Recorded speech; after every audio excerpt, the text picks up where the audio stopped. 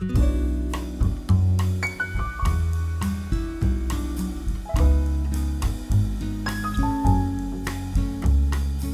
a agradecerte, Federico, así en público y grabando, un agradecimiento realmente enorme por todo este año que nos brindaste tanto conocimiento y abriste un mundo o mundos con cada autora, cada autor, que la gente sigue agradeciendo y diciendo que, bueno, que realmente no es un cumplido lo que estamos diciendo, es abrir mundos de pensamiento, de reflexión, de vivencias en momentos tan complejos, ¿no? Internacionalmente o Tal globalmente. cual. Me Bueno, pliego gracias. absolutamente, me pliego a lo que dice Laura. Gracias, Sí, Federico. Sí. No, sí. es un placer y para mí también es una obligación, ¿no? Moral, social, ética, el difundir, ¿no? Estas letras, estas mujeres sobre todo, a pesar que siempre hay algún que otro varón, hombre, pero bueno, yo la verdad que lo hago con muchísimo placer y ojalá tuviéramos más tiempo porque siempre estamos corriendo con estas sesiones, se pueden hacer seminarios, si hoy estaba analizando, ¿no? El tema de las literaturas de África Oriental, se puede hacer un seminario únicamente de África Oriental, es decir, hay muchísimo, muchísimo detrás de cada país, de cada autor. Hoy tenemos a Abdulrazak Gurnah, también se puede hacer un seminario de Abdulrazak Gurnah. Entonces, esto es como pinceladas. Siempre menciono esa palabra, sé que es un poquito redundante, pero son pinceladas nada más de estas literaturas porque hay muchísimo detrás. Y a veces siento eso, que voy corriendo con los tiempos y a veces me gustaría más profundizar, pero bueno, eso ya queda quizá en cada uno, ¿no? Luego, bueno, en leer eh, las lecturas complementarias, googlear, investigar un poquito. Así que nada, yo agradezco No, este y espacio. Federico también, claro, no, y agradecerte también ese hermoso equilibrio que encontrás, que tenés en brindarnos todo este material, no solo, sino todo este conocimiento y sabiduría tuya, pero con el equilibrio justo de abrir puertas para quienes no teníamos ningún acceso a este mundo y sin embargo para quienes ya lo tenían, sigue siendo igual un aporte enorme. Entonces, este equilibrio no es fácil de lograr, ¿no? Entre Mm, el academicismo absoluto, después de una tesis doctoral como la tuya, excelente, podrías decir, bueno, yo ya estoy tratando cuestiones y sin embargo tu sabiduría se manifiesta en el poder que tenés, la capacidad que tenés de abrir estas lecturas y que las podamos disfrutar de esta manera, realmente. No, no, Mil una tesis gracias. doctoral no significa nada. No, De hecho, no, pero mis horarios se han reducido, lo que es no. horas cátedra, mis ingresos económicos se han reducido. Al final, cuanto más estudiamos, menos nos ganamos. Pero no, no significa absolutamente nada la tesis. Yo, este espacio no solamente es lo que tú dices, no abrir puertas, sino que la gente aproveche estas puertas para volverlas a abrir en su círculo.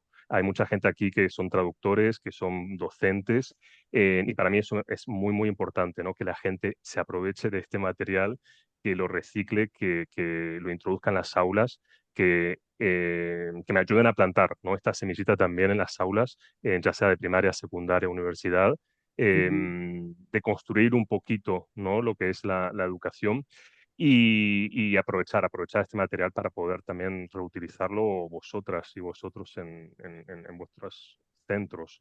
Para mí eso es fundamental, que no sea solo un trabajo mío.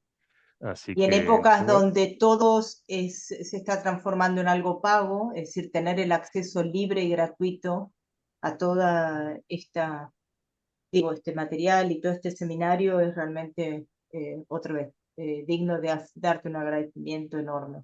nada, un placer, un placer. En la medida de lo posible, ¿no? Obviamente siempre los fondos económicos sirven no para irnos de vacaciones, pero tú eres traductora, sino para Sí, reinvertir. Reinvertir tal cual. en traducciones, en ediciones. Ojalá tuviéramos tiempo para seguir editando. Hay muchas lecturas que no se han traducido. Hoy os colgaré algunas que están en inglés, pero claro, ojalá tuviéramos también fondos como para poder solventar bueno, y tener este material un poco también preparado para nuestros lectores de lengua española. Así que bueno, nada, dicho esto, podemos empezar la sesión. Estamos en la novena sesión. Voy a compartir ahora sí. Voy a compartir mi pantalla. Mm, Sí. perfecto. Sí, novena sesión, ya el próximo, bueno, en 2 viernes, viernes 12 de diciembre, ya vamos a dar por finalizado esta segunda parte, ¿no? Del seminario. Em, con la esperanza, lógicamente, de retomar una tercera parte. A mí me encantaría, a partir de marzo, abril, yo sé que el curso académico en Argentina empieza en marzo, entre todas estas cuestiones administrativas y de organización, quizá ojalá pudiésemos empezar en abril, yo no tengo ningún problema. Siempre Ojalá. intento tener los viernes reservados. Sí. Los últimos 3 años los tenía para México, para el seminario que Mm. daba en Librerías Gandhis, y este año lo tengo reservado los viernes a la tarde para vosotras, en la UNSAM. Entonces, ojalá que en abril podamos regresar. Sí, ya Y queda hecho, ya está agendado. En realidad te íbamos a preguntar Ah, esto después de ah, dejarte descansar ah. un día. Claro, exacto. pues yo encantado, así que retomamos en marzo, abril. Ya aprovecharé vuestras vacaciones tan merecidas como para ver la programación, ver también alguna lectura de novela cada mes y medio, que sé que cuesta, lo que es leer una novela, pero bueno, así podemos también introducirlo como lo hemos hecho antes. Así que bueno, nada, voy para allá, vamos a ir a lo que es África Oriental. Tenemos 2 sesiones, por eso no estoy tan preocupado en cubrir Warsander. En Warsander la puse como poetisa a lo último, como cuarta persona. Una poesía increíble, muy, muy fascinante. Ojalá pudiéramos dar este tipo de poesía a veces en colegios para que los chicos y las chicas puedan entender lo que es la poesía, que no es solamente rima y ritmo y esa poesía clásica. Pero bueno, nada, yo intentaré cubrir al menos los 3 primeros autores. Como la próxima sesión también será de África Oriental, podemos empezar por Warsanshire, por eso no voy a ir corriendo hoy. Así que no hay ningún problema. Muy bien, pues mira, aquí os pongo un mapa más o menos de lo que se estima que es África Oriental. Em, Os dejo aquí los países que integran esta zona. El África Oriental es la única zona, cuando hablamos de literaturas, junto con el norte de África, que es la zona que vimos la sesión anterior, que sí cuenta con una literatura precolonial en soporte escrito, ¿vale? El resto de África, obviamente, también tiene una literatura precolonial, pero no escrita, sino oral. Entonces, tenemos que diferenciar esas literaturas o escritas con la oratura, esa literatura oral, y hablamos de esta zona que es muy, muy importante porque sí nos encontramos con todo este contenido de literatura precolonial de manera escrita. Lo que a nosotros nos concierne en esta zona negra, ¿vale? Zona negra de África Oriental, aquí nos encontramos con una cultura swahili, que es una de las pocas culturas africanas que cuentan con una literatura escrita desde tiempos antiguos. No, hay fragmentos, hay textos que parecen increíbles del siglo XV, textos del siglo XVI, del siglo XVII. Luego la producción en lengua swahili escrita luego va incorporándose, va floreciendo, va subiendo de manera considerable. Con relación al campo literario, es verdad que la incorporación de esta región oriental, en lo que es la producción en lengua eurófona, que es en realidad inglés, se vio bastante demorada. Aquí los autores, Ngugi wa Thiong'o, que es el escritor más conocido de África Oriental, de Kenia, padre de la literatura africana, padre de la literatura keniana, Ngugi wa Thiong'o y Grace Ogot, ellos se reúnen en una conferencia africana de escritores en 1962. Esta conferencia de escritores se celebra en Uganda, en Kampala. El fin de este congreso, de esta conferencia, era debatir, determinar realmente cuál era la lengua que debían escribir los escritores africanos, si era la lengua eurófona o las lenguas originarias, las lenguas africanas, las lenguas locales, regionales. Y ellos dos, en Ngugi wa Thiong'o y Grace Sogot, ellos experimentaron como un sentimiento de exclusión cuando se dieron cuenta que en este congreso no había representación por parte de África Oriental. Aquí lo que nos encontramos es que este florecimiento de estas literaturas en esta zona se vio demorada, se vio retrasada un poco, interrumpida incluso por los conflictos políticos. Es a partir de 1960 que empieza esta gran demora. Nosotros ya teníamos en Sudáfrica, ya teníamos en la parte occidental, en los años 40, 50, empezó a florecer, pero aquí los conflictos políticos van a detener lo que es la producción escrita. Esto produjo que muchos intelectuales en estos conflictos, ¿no? Intelectuales que entraran a la cárcel, muchos fueron condenados al exilio, como pasó con Ngugi wa Thiong'o, por utilizar su lengua, que era el Gikuyo, o el Gikuyu, o el Ginguyu. Aquí los escritores de la descolonización se caracterizaron en unos inicios en mostrar un choque entre los cánones literarios europeos y los temas locales, que eran las preocupaciones de estos autores. Se percibía que un desencanto, una crisis, esta crisis del desencanto motivada por la corrupción, por las cuestiones políticas, por la provisión del habla, ¿no? de las lenguas regionales, como ocurrió en Kenia. Yo he seleccionado aquí bueno, al menos por el poco tiempo que tenemos, a Abdulrazak Gurnah de Tanzania, a Warsan Shah de Kenia y de Somalia y de Inglaterra, Jackie Westa Batanda de Uganda y Martha Bungi de Tanzania. He elegido a Abdulrazak Gurnah más de lo que es eh, la zona de Zanzíbar, ¿vale? Y después la parte ya del territorio de Tanzania continental a Martha Mbugi. Luego ya hablaremos un poquito sobre estos autores. Os dejo aquí la ficha, más o menos para que tengáis una noción de lo que es la capital, la independencia de estos países, el idioma Swahili o el Kiswahili para Tanzania. Muchos creen que Dar es Salaam es la capital de Tanzania, pero no.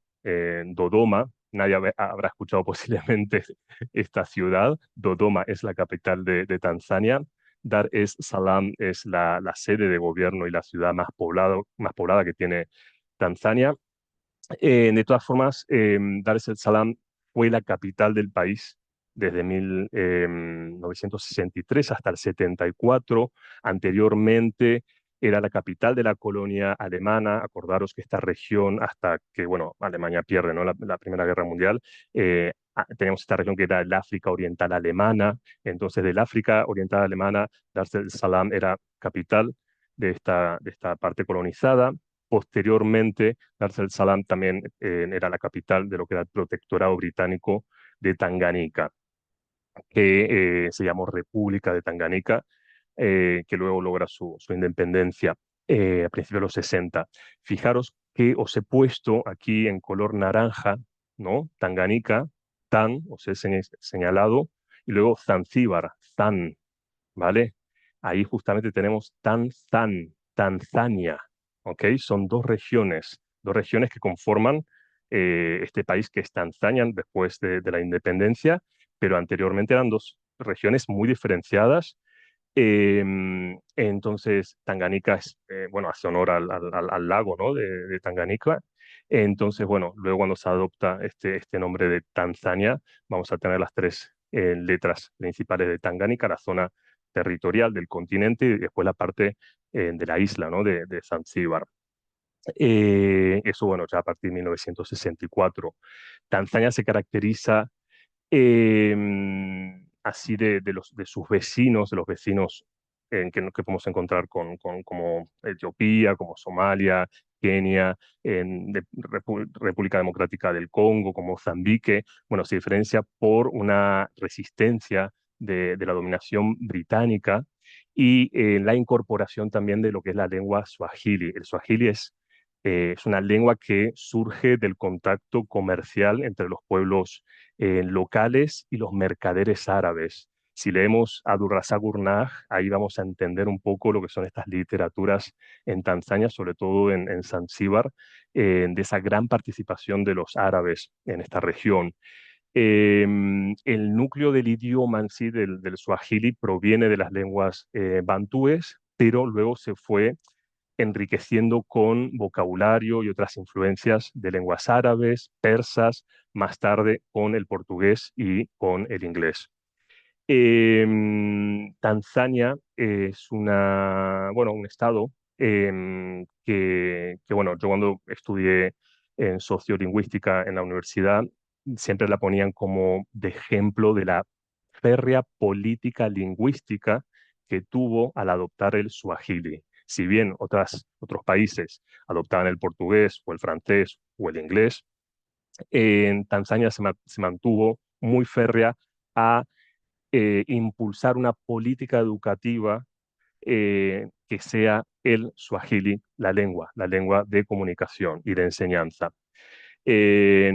Así que bueno, por eso nos cuesta encontrar textos en inglés, por eso Abdulrazak Gurnah no ha sido, eh, bueno, no ha sido valorado, no fue conocido en Tanzania, porque él maneja la lengua inglesa, la del colonizador. Así que bueno, sí es plausible en mi forma de pensar esta cuestión, ¿no? De utilizar el swahili como lengua, ¿no? Educativa y de comunicación en Tanzania. Sobre todo esta política, ¿no? La política lingüística que tiene este país.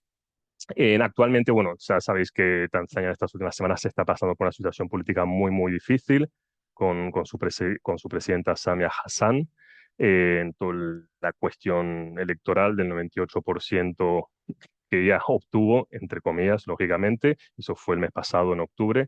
Así que, bueno, bastante delicada la situación.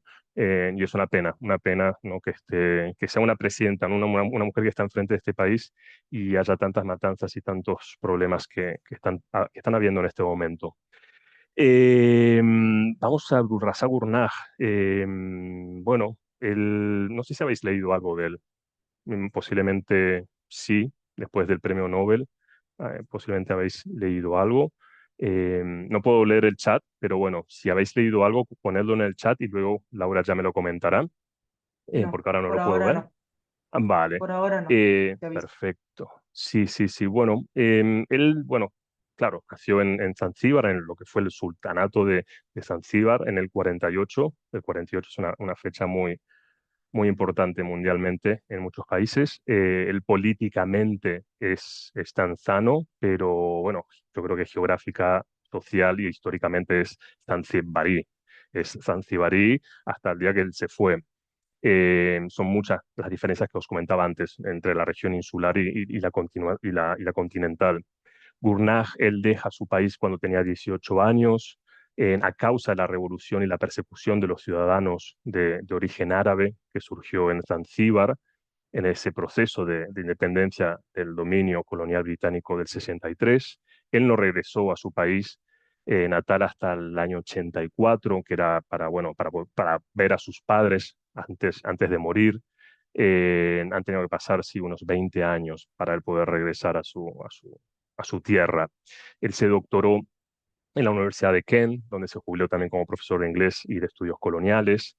Enseñó 3 años muy interesantes en la ciudad de Kano. La ciudad de Kano es una ciudad muy importante que está en Nigeria, está en el norte, una ciudad hausa, musulmana. Y bueno, él estuvo 3 años enseñando en Kano. En el 21 ganó el Premio Nobel de Literatura, como bien sabéis. Él ha investigado sobre escritores postcoloniales contemporáneos como Salman Rushdie, Soed Whitcomb, el Nobel trinitense Naipaul, como así también el Nobel nigeriano Wole Soyinka. Él era un autor un poco desconocido, era un autor muy poco leído. Lo conocíamos en realidad más en el campo de la literatura postcolonial, en el mundo académico.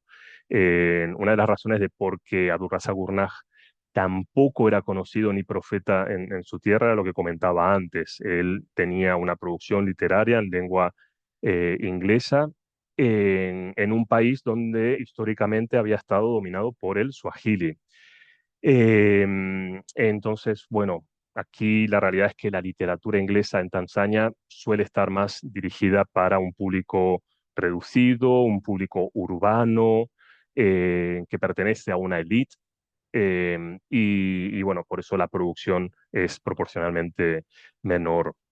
Bueno, Burnach él ha desarrollado su carrera en el mundo anglosajón, y como comentó una de sus, bueno, de su editora inglesa, a él como que bueno, no le había llegado nunca el reconocimiento como autor. Voy a citar a su editora. Ella comenta: es uno de los más grandes escritores africanos vivos y nadie nunca se ha fijado en él, y es algo que me estaba matando. Eso es lo que comenta la editora inglesa de Gurnach. Vale, bueno, Gurnach por un lado desafía, desmantela los discursos colonialistas, pero aún así él no muestra, y eso es algo que me gusta, una África idílica, una África romantizada, una África quizá bucólica, como quizá podemos ver en los textos de Achebe. Él también plasma los conflictos y las matanzas que se han librado entre pueblos vecinos. Él es muy objetivo con esos ataques, con esos secuestros, con esas violaciones que sufrían las personas en las travesías comerciales, los porteadores. Él es un muy buen retratista del sistema esclavista, es decir, de la trata esclavista y la implicación de los propios, es decir, de los africanos en la esclavitud. Pero bueno, sobre todo en el tráfico de personas esclavizadas, en el tráfico de su propio pueblo. Em, Vamos aquí con el tema de lo que son los temas que él desarrolla en sus literaturas, en sus novelas. Es el colonialismo, la esclavitud en el sentido amplio de la palabra, los refugiados, el desarraigo, el vivir, ¿no? Entre dos orillas, esa dicotomía, vivir entre dos mundos, entre dos culturas, la soledad que produce lo que es ser persona migrante, lo que llamamos casa, que es casa para nosotros. Y luego, bueno, para mí es un gran autor que abre una temática que no vemos en otros autores africanos, que es esa literatura de la costa africana oriental y de cómo confluyen, cómo se mueve, cómo es la dinámica social, étnica, lingüística de esa región. Él es un gran retratista de esas cuestiones. Muy bien, a pesar de que estas temáticas a veces podrían ser como universales, él trata temas pocos vistos, como comentaba, ¿no? En estas literaturas africanas, cómo plasma el cosmopolitismo de la zona de Zanzíbar, cómo es la Tanzania continental, donde conviven con los árabes, las personas indias también de distintas etnias, con los propios africanos. Así que bueno, yo os invito a leer. Hay que entender quizá un poquito el contexto histórico de esta colonia alemana, luego inglesa, de esas diferencias, ¿no? Entre la zona insular y peninsular, intentar un poquito entender el contexto para quizá entender su literatura. Yo no me voy a explayar mucho en lo que son sus novelas, no voy a ir una por una, sí lo dejo aquí como bibliografía, porque bueno, como he comentado, podemos hacer un seminario o una clase únicamente basada en Fe- Abdurrazzaq Gurnah. Federico, ahí María Sí. Carbó nos dice que leyó La vida después y pone que es excelente. Mm. Aprovecho para beber agua, muchas gracias. Os dejo aquí simplemente bibliografía, bueno, estos tres libros que no se han traducido. Sí, Paraíso. Paraíso, bueno, en mi opinión es la mejor obra que tiene Gurnah, muy, muy recomendable. Em, Fijaros que os he puesto aquí en el 97, cuando se publicó en España, este libro se descatalogó, solo vendieron 800 ejemplares, igual que En la orilla, también vendieron 800, 900 ejemplares, y estas editoriales, el Aleph, tuvo que cerrar. Tuvo que cerrar porque ellos invirtieron mucho en estos escritores y al final, en esa época nadie estaba interesado. Nadie estaba interesado. Es irrisorio y es increíble lo que haya ocurrido esto con Abdurrazzaq Gurnah, porque luego, cuando él ganó el premio Nobel, no había libros disponibles. Ellos agarraron las traducciones antiguas de finales de los 90, y empezaron a imprimirlo como pan caliente, con los mismos errores. Luego creo que hicieron otra edición, ahí fue ya la editorial Salamandra, pero bueno, cómo se aprovechan, ¿no? Del premio Nobel, cómo se aprovechan las editoriales. Pero el Aleph, esta igual que el Cobre, estas dos editoriales españolas, ellas quebraron justamente por apostar por estos autores. Y lo que tengo entendido es que no vendió a Abdulrazak Gurnah más de 800 ejemplares, si no llegó a completar la primera edición. Entonces os pongo, porque en esa época cuando él ganó el premio Nobel empezaron a correr por internet estas versiones de finales de los 90 de manera digital, porque están descatalogados estos libros. Entonces, bueno, los que están muy interesados empezaron a leer esas ediciones en ebook, en PDF, y luego, bueno, ya con Salamandra ya lo sacó en papel. Entonces, bueno, os pongo lo que fue el libro original, ¿vale? Y luego lo que fue con el premio Nobel, ¿vale? En la orilla, Paraíso. Luego un libro que creo que por ahora, si no me equivoco, no se ha reeditado es Precario Silencio. Ese por ahora no está en reeditado, también es final de los años 90 que lo publicó el Aleph. Dissertation, El Desertor, que se publicó hace 2 años. Afterlives, que es la anteúltima novela publicada del autor. Eso fue luego en el 22 que se traduce. Y luego esta novela que acaba de publicar, yo he tenido la suerte de conocerlo a Abdulrazak hace un mes y medio, aquí en Madrid, que presentó esta obra, Theft, Un largo camino. No la he leído aún, pero bueno, esta vendría a ser la primera novela que publica después de haber ganado el premio Nobel del año 21, ¿vale? Del 2021. No es un autor de relatos cortos ni de narraciones breves, pero tenemos aquí dos relatos que sí han sido traducidos al español, de la colección de relatos de Chinua Achebe, él como editor. En African Short Stories tenemos Bossy, que se tradujo luego en México, Mandón, está disponible en la plataforma si queréis leerlo. Y hoy lo que tenemos es, bueno, ya Jaulas, que me gusta mucho más Jaulas que Mandón, he de reconocer. Este libro, bueno, eh, short story, este relato corto, se publica en el 92. Yo no estoy seguro, porque bueno, lo que es esta antología de Heinemann se publica en el 92, pero estos relatos se habían escrito de estos autores entre los 80 y los 90, ¿vale? Así que bueno, yo ahí dudaría si es realmente el 92 el de Jaulas, Cages, pero tener en cuenta que es entre los 80 y los 90 que estos autores participan en esta antología. Así que bueno, ya vamos a abrir ahora micrófonos. Vamos a ir directamente a Jaulas. Perdón, Federico. Sí, ¿Viste lo que puso Majo en el chat? Acá hay varios libros suyos, es una dirección de ebook. Se pueden descargar gratis, dice. vale, Dice, perfecto, claro, perfecto. vamos a aulas. Vale, pues ahí ya los participantes pueden copiar y guardar ese link. Sí. Sí, yo no sé cómo funciona en el sistema educativo de Argentina el tema bueno, las descargas y todo eso. Yo sé que, bueno, en España no, en el ámbito de educación no se puede. Sé que en México sí tiene esos fines educativos. Creo que también en Argentina, ¿no? Si es un porcentaje, eso no hay ningún problema.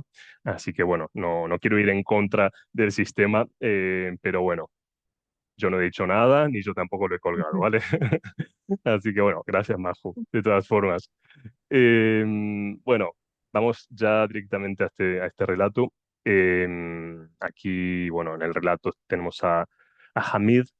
Em, me- mm, no sé si alguien, voy a dejar de compartir para poder ver las caras. Luego voy a volver a compartir. Yo no sé si alguien ha leído Paraíso de aquí de los presentes o las presentes. Si alguien ha leído Paraíso, veo que Majo dice que no. No puedo ver el chat, pero bueno, si alguien pone en el chat, Laura me lo dirá. Sí. Eh, No, vale, si os gustó este relato, os invito a leer En Paraíso, que os comenté que para mí es una de las mejores obras de él. Y el personaje, ¿no? de Jaulas, de Hamid, me hizo acordar muchísimo a Yusuf. Yusuf es el personaje principal de Paraíso, con la diferencia que Yusuf vive en un pueblo. Él es negro, suajili, que es, vamos a decir, vendido, ¿vale? A su tío, que es un tío árabe. Eh, y el personaje de Hamid me hizo recordar mucho, mucho, mucho a Yusuf. No sé si María Cristina lo ha leído porque está haciendo así, está haciendo Sí, así. sí, yo lo leí Mm, a orillas del mar también, y lo que me sorprendió es esto que decías, que cuando terminé el libro me daba la sensación de descubrir otra África. total, Sí, total. y está bueno porque es toda esa región del Índico y desmitifica esta cuestión de la esclavitud, que a veces la vemos como unidireccional, bueno, Occidente traficó con esclavos, ¿no? Traficado. Acá se veía esta otra cuestión. Y bueno, sí, lo de la venta del niño y el tío y la corrupción, y bueno, sí, sí. Es otro mundo. Ay, perdona, se ha cortado justo donde dijiste el Índico. Ha No, sido, que descubrí perdóname, que, si tengo la sí, conexión aquí un poco inestable. y ahí se escucha, sí. Sí, perdona. No, que se puede descubrir otro mundo, otra África, digamos, ¿sí? Esta África y la conexión con los árabes y todo ese mundo previo, digamos, a la llegada de los europeos, y el comercio de esclavos es una variable que a veces no se transparenta mucho cuando hablamos de la esclavitud, ¿no? Se habla mucho de la esclavitud atlántica Efectivamente. y del rol de las potencias, pero a mí lo que me pareció valioso de los dos, digamos, a orillas del mar y de este paraíso que leí, eh, es esta cuestión, ¿sí? Las luchas de poder internas también. No, me gustó mucho. Sí, gracias por comentarlo porque es justamente una ventana a esa esclavitud índica que no se ve, no se conoce, que no está reflejada a veces en las literaturas africanas, pues siempre pensamos en lo que es la esclavitud, ¿no? En Atlántica, efectivamente. Así que gracias, María Cristina. Vemos aquí este personaje muy parecido a ese Yusuf, a este niño que también está solo, desamparado, con esa soledad, apartado de su familia, desterrado, trabajando para un comercio, porque Yusuf también trabaja para un comercio, tiene a su mejor amigo, Yusuf tiene una relación muy bonita de amistad, muy Narciso Golmundo de Hermann Hesse, me hace acordar.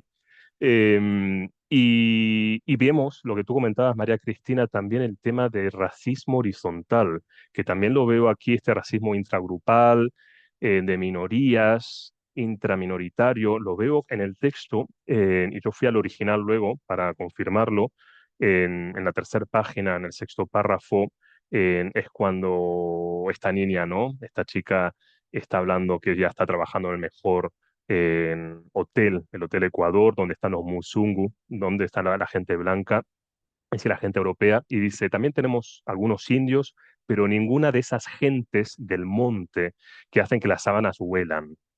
Esa gente del monte, claro, cuando lo leí dije, ya estás, es el bush people. En inglés le llaman people from the bush o bush people. Vendría a ser la gente del bush, la gente del monte. También se habla mucho del bush meat, la carne bush, la carne del monte. Es otra forma, ¿no? de clasismo, de elitismo que hay en África. Lo leemos también en otras literaturas. En la nigeriana se lee mucho sobre bush people, la gente del monte, y lo observamos aquí en Gurnag. Gurnag suele tener uno de los temas, ¿vale? Una de las denuncias es esta cuestión del racismo en horizontal. Esta niña justamente está hablando tiene clientes europeos, indios, pero la gente negra no. Esta gente negra que huele y que se te pega el olor en las sábanas, de esa gente no hay. Sobre todo ese término, ¿no? Ese término de gente de monte, que es muy, muy despectivo. Em, bueno, nada, en el relato Hamid vive prácticamente confinado, en la tienda, igual que Yusuf en Paraíso, y su mundo se reduce a una rutina laboral. Em, ¿Qué significado metafórico encontráis en el encierro, en la jaula, a través del espacio, a través del tiempo, de lo que es la psicología del personaje? ¿Qué veis? ¿Qué veis en esta metáfora de encierro y de jaula? Pregunta fácil, ¿eh?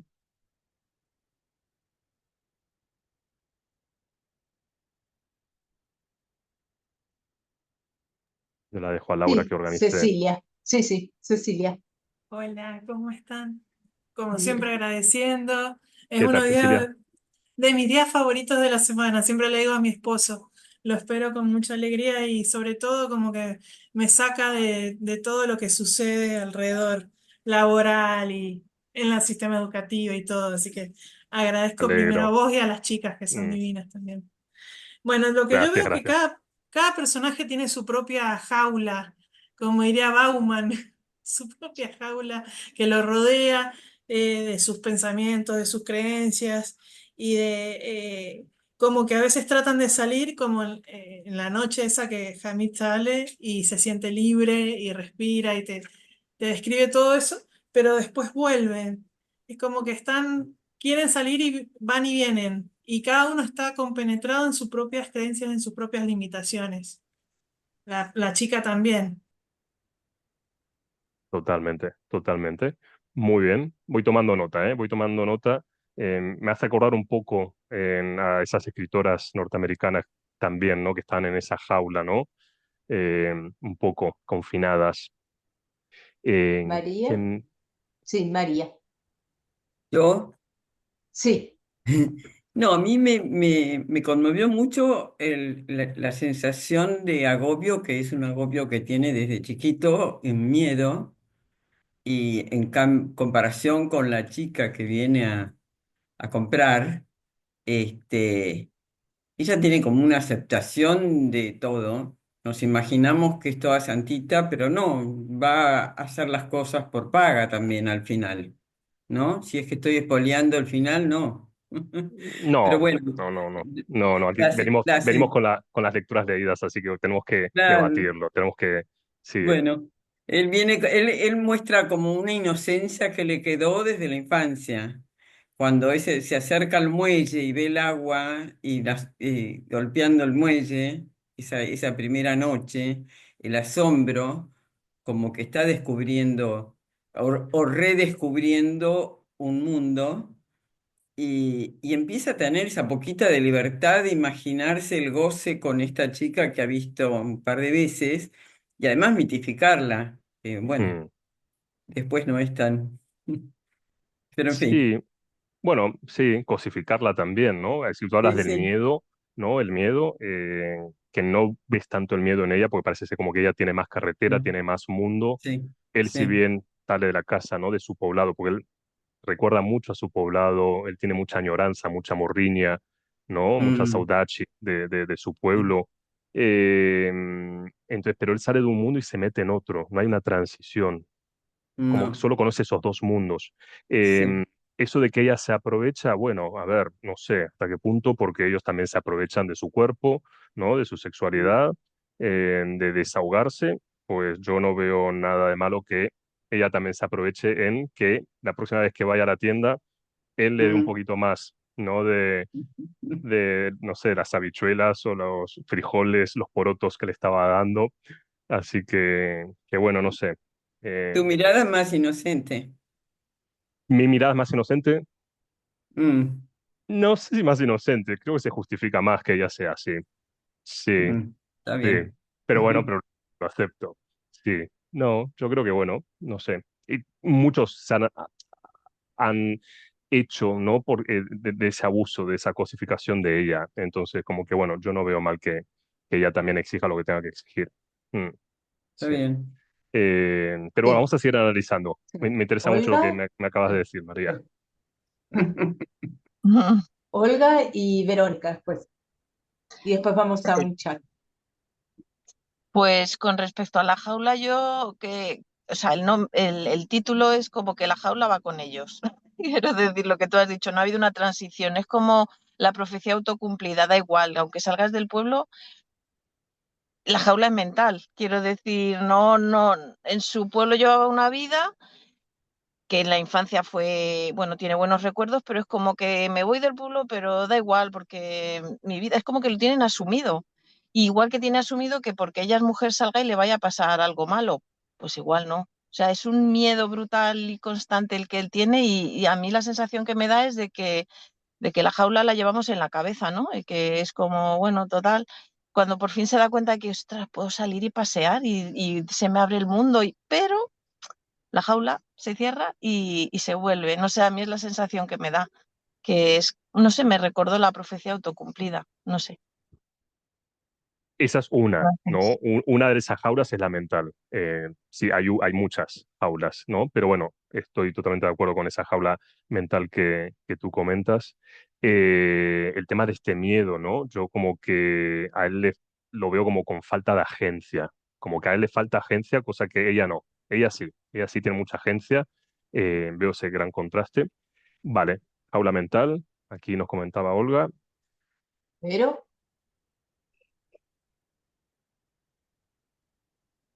Hola, eh, a mí me pareció que él es como un desterrado, está totalmente fuera de su lugar, que era su pueblo, lo sacaron cuando era muy chiquito y lo mandaron ahí a trabajar. Bueno, y lo que decías vos recién, Federico, no hubo una transición y se fue sin ningún elemento, ¿no? Esto de que ella, bueno, como que a lo mejor naturalmente tiene más elementos para desenvolverse, el pobre no, y se quedó ahí con un horario de trabajo extensísimo y, y le tiene miedo a todo lo que está afuera y no tiene un lugar. En un momento, una frase me pareció muy interesante cuando él sale y está a orillas del río, creo, y ve del otro lado, o no sé, o las casas que están por ahí, y dice que el resto de la gente sabía dónde estaba, pero él estaba en medio de la nada, Mm, como que no tiene un lugar. A mí me dio esa sensación, que él no tiene ningún lugar, por eso tiene tanto miedo de salir de ese negocio, que hasta se le están deformando las piernas de la inmovilidad. No tiene espacio, no tiene lugar, y por eso añora tanto el pueblo donde pasó la infancia.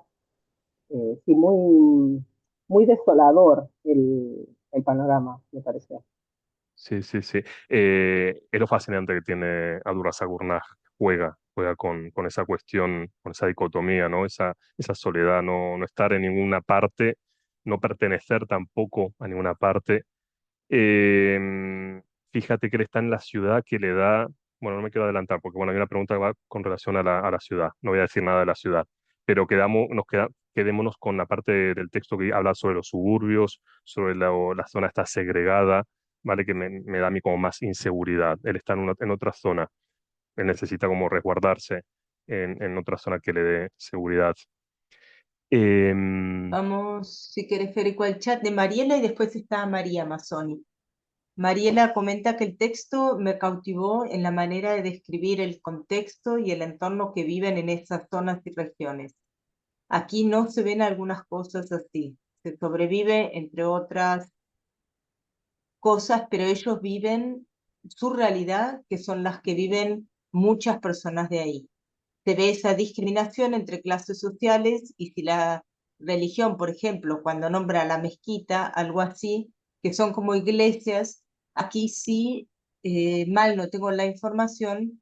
Claro, cuando hablo de contexto realidad es la naturalidad de determinadas situaciones. Como la que cuenta Verónica, esa realidad me refiero que es bastante común en estas zonas o culturas. mm. Sí, es lo que hablábamos junto con María, ¿no? Cristina, de cómo plasma Abdulrazak Gurnah estas dualidades, estas cuestiones que en otras literaturas de África no las observamos o porque quizá la dinámica social o histórica no es igual, ¿no? Así que bueno, muchas gracias. Sí, sí, sí, la parte de las descripciones es algo muy interesante de este autor que en dos, tres oraciones te puede describir muy fácilmente. Son muy pictóricas, son muy ricas las descripciones de Gurnah. En Bueno, y algún... nos quedaría María todavía. ¿No, María? Ah, Vale. Sí. sí, ¿qué tal? Buenas tardes. Pero justo Que, Caro dijo lo que yo quería señalar, eso de que hablaba de que el tema de la jaula, pero que además no pertenecía a ningún lugar, esa contradicción. Justo estaba en esa línea, así que por eso había bajado la mano. Gracias. vale.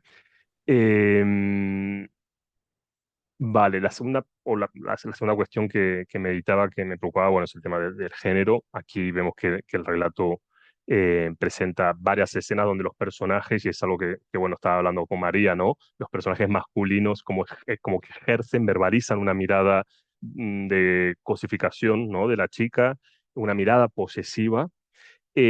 Aquí, ¿cómo se representa la dinámica de género? ¿En qué crítica podemos ver que está haciendo Gurnah? Que lo vemos en este texto y en sus novelas. ¿Cómo se representa aquí la dinámica de género y qué crítica social está haciendo Gurnah?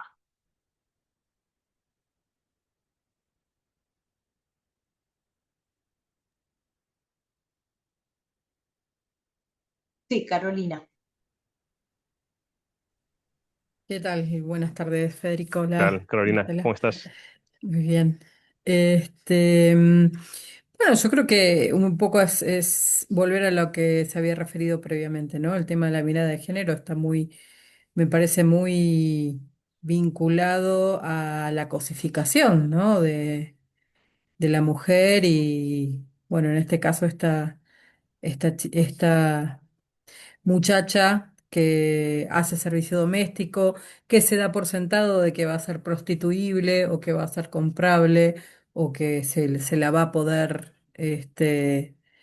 seducir a cambio de, ¿no? O sea, es como que se da por sentado toda esa situación. O sea, Mm, no sí, es un, bueno, intento conquistarla, es un intento comprarla. Y sé que la voy a poder comprar y, y yo mando, ya. básicamente, ¿no? Vale, ese sería como el microcosmo. Mm, Y agrega Mariela que ella en un momento le dice que le da regalos, él le da, pero no es gratis. mm. Y Olga.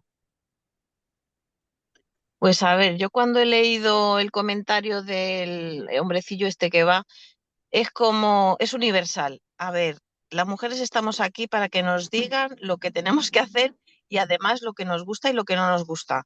Es decir, él dice, bueno, esta se cree que tal, pero en el momento en que se meta en la cama y yo esté dentro de ella, pues ella ya va a saber qué es lo que quiere y qué es lo que... O sea, me da la sensación de que cuenta algo universal y que vemos en las películas de Hollywood Mm, también. Es como la infantilización de la mujer, ¿no? De, bueno, está aquí para lo que yo quiera y además es que no se entera. Ya se lo voy a explicar yo.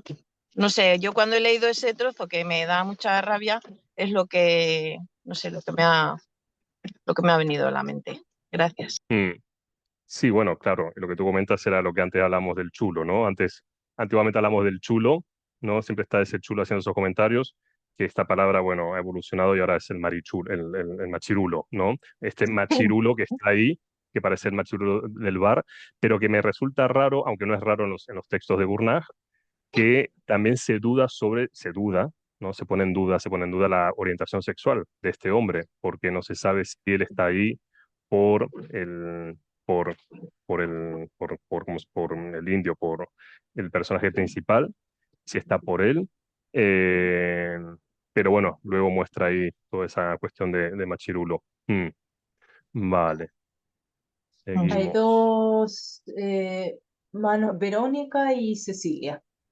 Y bueno, y Caro que volvió a agregar lo mismo y yo mando, ¿no? Eso es lo que... Sí, sí, Sí, sí. sí, Cecilia. A mí lo que más me llamó la atención, recién cuando ustedes decían, cuando habla Mansur, de la forma que se dirige hacia ella, pero más aún cómo actúan los otros. Él está hablando y los otros como que están a favor de lo que dice. Ninguno lo reprende, ni ninguno le dice, bueno, respetar. O sea, es obvio que sucedía eso y el contexto era así, pero te das cuenta que en el inconsciente de ellos piensan todos igual. Y el nombre de ella, G, bueno, es la manteca clarificada. Yo lo veo siempre por los simbolismos, veo como algo suave, como algo rico, especioso, como algo que está bien y está etéreo sobre todo esa oscuridad y toda esta gente, digamos que ya están viejos y sombríos, ¿no? Pero me da que están todos en la misma sintonía los hombres ahí. Algunos lo muestran más y otros quizás son demasiado jóvenes para elaborarlo todavía. Mm, sí, sí, cómo funcionan, ¿no? Las dinámicas, y que, no sé, estamos hablando de los años 40 o 50, bueno, que han pasado 80 años y siguen exactamente igual, las mismas dinámicas, el mismo empoderamiento, ¿no? Que tienen. Muy interesante lo que acabas de comentar, ¿no? Del ghee o del ghee, esta mantequilla, ¿no? Clarificada en Sí, esa... ella se ve como, y aparte también admiro la personalidad porque hay que tener temple para estar con como mujer y poder sostener una conversación con gente así. Yo soy de los 80 y me ha pasado que era de un pueblo y me pasaba eso. Y es difícil cuando te están así envalentonados los hombres y tratar de zafar de esa situación. Ahora hay mucha libertad, pero antes no era así. Mm, ya, muchas gracias, Cecilia, por tu Sí, aportación. Verónica todavía, y después viene Juan Carlos. Vos decís, Federico, cuando Vale, sí, cerramos terminamos esta parte, con ellos dos con Juan y Carlos. luego ya pasamos, sí, a la próxima Vamos. autora, Sí, sí. yo cortito, ¿no? Que yo vi una gran diferencia en la actitud hacia la chica del viejo Mansur, que no sé, lo podríamos catalogar como un viejo asqueroso, machirulo, espantoso, y Jamides, ¿no? Que se termina enamorando de ella, tiene una actitud diferente.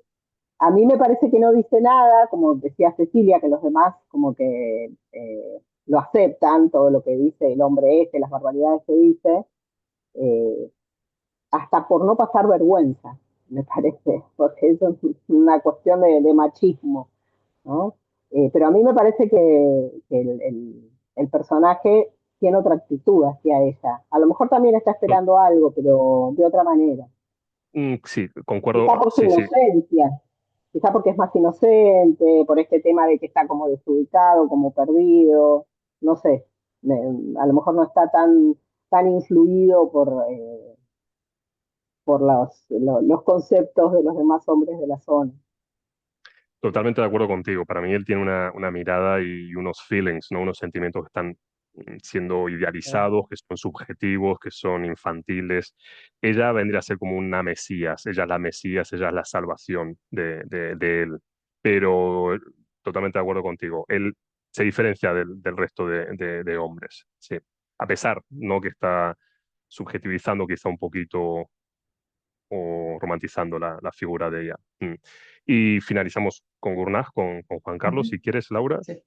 Sí, Juan Carlos, y solo leo que Carolina puso a Hamid, está deslumbrado por Ruquilla.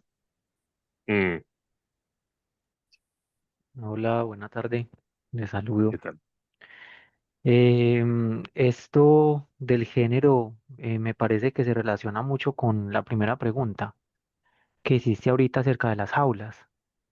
Esa me parece a mí, veo allí en el cuento que hay una alusión como a esa representación social de lo que significa ser hombre, em, desde el discurso, pero desde el acto, realmente ninguno de los tres se atreve a hacer un movimiento certero de conquista. Y creo que eso se asemeja mucho también a lo que vivimos los hombres, ¿cierto? Eh, pues, mm, mi orientación sexual es no heteronormativa, no obstante tengo muchos amigos que son heterosexuales y ellos desde el lenguaje se expresan acerca de las mujeres peyorativamente, ¿cierto? Pero al momento de hacer un movimiento, voy a decir la palabra que decimos acá, en el Valle de Aburrá, son unas huevas, o sea, son unos pendejos que no son capaces de hacer un movimiento realmente, pero desde el discurso, desde las palabras que utilizan, es como que crean una capa, ¿cierto? De que a ellos les gustan las mujeres, claro, porque socialmente eso es lo aceptable, entre Mm, comillas, ¿cierto? Pero me parece que eso alude mucho a la jaula, a la alusión de jaula, esa jaula desde el discurso. Eh, También porque la mujer mira peyorativamente a Mansur cuando Mansur le dice a esa sarta de palabras feas para hacerse pasar como por un hombre muy macho, pero también me llamó mucho la atención como lo que se dice acerca de Mansur, ¿cierto? Que se dice que al señor le gustan los chicos, ¿cierto? Y la visita al muchacho de la tienda era sospechosa. exacto. Sí. Eso hace alusión también como a esas aulas. Desde el discurso hay algo que se menciona, pero desde el acto también hay algo que se hace o no se hace. A mí me llamó la atención que realmente no hubo un movimiento, eh, ¿cómo decirlo?, de conquista desde el acto, desde el gesto, sí desde las palabras, ¿cierto? Las palabras no pasaron, no se materializaron en actos. Ya. Eso me llamó la atención y como que me permite ver que eso es como que se vive en todas partes. En él lo viví en él lo vi como muy vívido. Me parece que se asemeja como pues al menos a mi realidad. Mm. Pues muy, muy valiosa tu aportación. Lo que vulgarmente decimos, ¿no? Perro que ladra no muerde. Eh, Exacto, sí. Coloquialmente, ¿no? Coloquialmente. Tú lo has puesto Sí, en sí, palabras sí, muchísimo más bonitas, sin lugar a duda. sí. Y acabo de tomar nota de lo que acabas de comentar, que no había pensado, la jaula del discurso, ¿no? Es decir, no solamente la jaula de este hombre, sino la jaula del discurso. Muy, muy interesante, la jaula del discurso. No lo había Sí, pensado. y Mm, cómo ese discurso termina eh, moldeando lo que se piensa, lo que se cree, pero hay algo por allá que no permite como consumar ese discurso. sí, Porque sí sí. es disgustante, ¿cierto? Las escenas son disgustantes desde el discurso, pero desde los actos realmente no se pasa a mayor, es decir, no hay un abuso, eso me llamó la atención. Mm. Pues muchas gracias por esta valiosa aportación. Gurnage es un autor que juega mucho con el homoerotismo. Sí, en sus novelas se observan siempre el homoerotismo, que también es muy, muy interesante. Pues bueno, vamos a pasar a Marta en Boogie, ¿vale? Voy a compartir la pantalla otra vez. Chin, chin. Aquí está. Muy bien. Compartir. Ok. Muy bien, sí, lo podemos aquí visualizar. Bueno, Marta Boogie, ¿vale? La voy a poner aquí. Vale, no he encontrado otra foto, lo siento mucho, sé que esa foto está cortada. Eh, no hay fotos de ella, hay solamente dos y esta es la única que pude conseguir. Martin Boogie nació a principios del año de los 40 en Kidugala. Es una región que para entonces era territorio de Tanganica, de la parte continental, ¿no? De lo que hoy conocemos como Tanzania. Su padre era pastor, eh, pertenecía a lo que es el pueblo Bena, la etnia Bena, pero bueno, ella vivió su infancia con la comunidad étnica Jeje. Ella se formó como profesora y más tarde estudió en el extranjero, obtuvo un grado o una licenciatura de lo que es la educación, la enseñanza en la lengua inglesa en la Universidad de Edimburgo a finales de los 60. Luego hizo un máster, fue doctora por la Universidad Dar es Salaam, también en el Departamento de Educación. Fue secretaria general de la Comisión Nacional de Tanzania para la UNESCO y secretaria permanente del Ministerio de Salud. Es verdad que cuando tenemos el texto vemos como que, bueno, que ella sigue, ¿no? en funciones, pero bueno, esto se tradujo hace bastantes años en México. Ella falleció en realidad, ¿vale? Entonces, bueno, el texto, lo que es la biografía de la autora no está actualizada, lógicamente, porque, bueno, han pasado unos 15 años. Ella también fundó una escuela, es muy interesante, ella fundó una escuela en Dar es Salaam, tuvo 4 hijos, era normalmente descrita como docente, madre, escritora y una persona muy, muy comprometida con lo que es la educación, el bienestar de las mujeres. Creo que su tesis del máster está relacionada con la política que hablaba antes, ¿no? De esa política férrea del Swahili en la educación. Creo que su máster iba con relación a eso. Ella escribió varios ensayos académicos sobre educación, sobre cultura, sobre la comunicación en el desarrollo socioeconómico de Tanzania.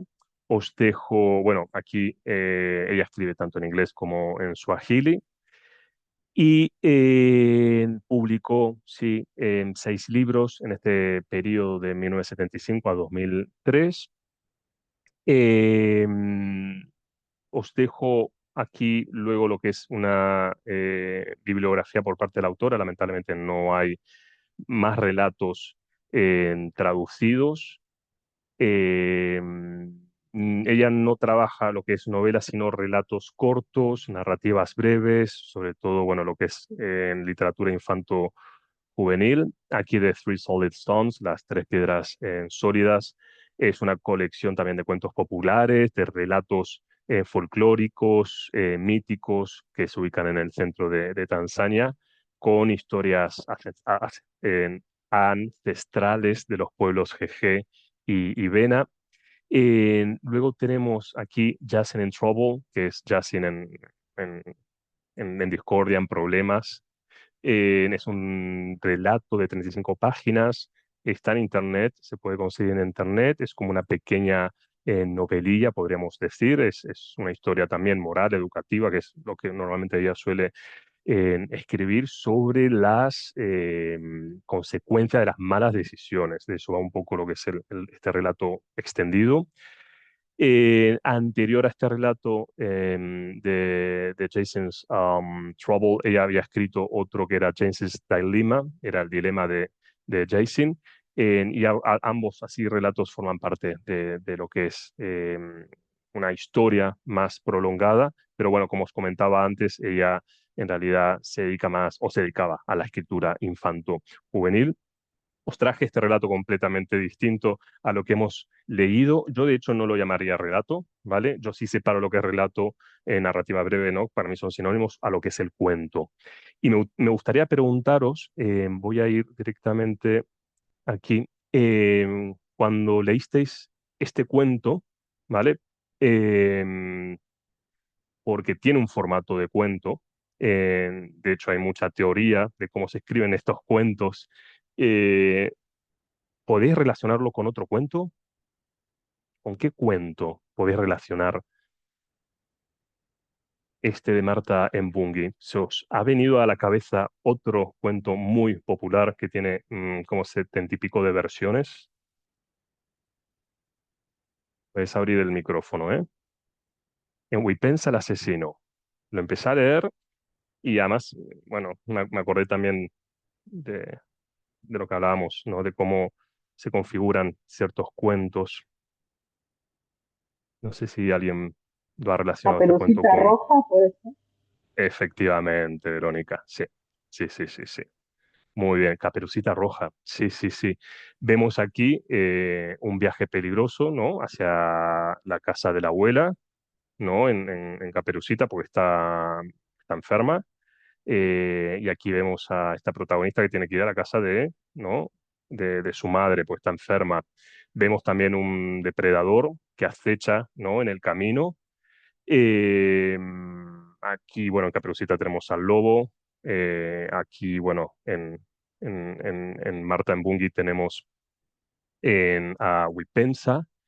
Luego tenemos esa advertencia, ¿no? Sobre los riesgos de caminar sola. En los dos cuentos hay una lección también implícita sobre el tema de la prudencia, de viajar, especialmente para mujeres jóvenes. eh, Vemos esa fragilidad hacia la figura femenina, la fragilidad también del cuerpo, tanto en Caperucita como en esta madre, que es una madre joven, que tiene ahí su primer niño. Y vemos también a una tercera figura que es como el héroe, que viene a restablecer el orden. Vemos en Caperucita Roja al leñador, según algunas de las versiones hay un leñador, hay otras que no, eh, o el cazador también, Caperucita, y luego tenemos la curandera, ¿vale? Tenemos en Martin Buggy en este relato a la curandera que bueno, viene a vencer, ¿no? A rescatar a Macao y a vencer al asesino. Así que bueno, también tenemos toda esa cuestión de cuento tradicional, todo lo que es esa moraleja, todas esas cuestiones, ¿no? Moralizantes. Así que bueno, Verónica, tienes ahí un positivo, un plus. Caperucita Roja, Y, efectivamente. ese- y tenemos dos comentarios. María Cristina dice que la puso muy contenta el hecho de que el villano esta vez muera. Ah, ya, ya. Sí, sí, sí, sí. Sí. Uno, Y claro, va leyendo y dice, ¿en qué va a terminar? ¿En qué va a terminar? Porque, claro, todos mueren en manos de este hombre y es muy difícil. Lo bueno de esta historia es que no es una historia obvia. No podemos predecir el final y eso es lo que me gusta. No sabemos qué va a ocurrir. No es obvio. Eso es lo que más me ha gustado y vuelvo a lo mismo. Es un cuento, ¿vale? Para mí, en mi opinión. Em, Y Mariela agrega que vi muchas metáforas en el cuento porque le toca a las mujeres siempre el rol de cuidado, ni siquiera el esposo sale a ayudar a su mujer, la mamá, sale la hija, ¿cuál mandato? exacto. De eso, bueno, de eso giraba una de las preguntas que posiblemente no las formule porque efectivamente, ¿no? Ahora vamos a hablar de ello. Sí, sí, sí, sí, sí, totalmente.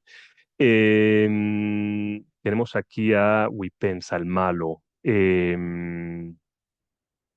¿Qué función cumple? ¿Qué función cumple el personaje de este malo en Wipensa dentro del cuento? ¿Y cómo representa el miedo ahí colectivo en esa comunidad? ¿Qué representa para vosotras, para vosotros?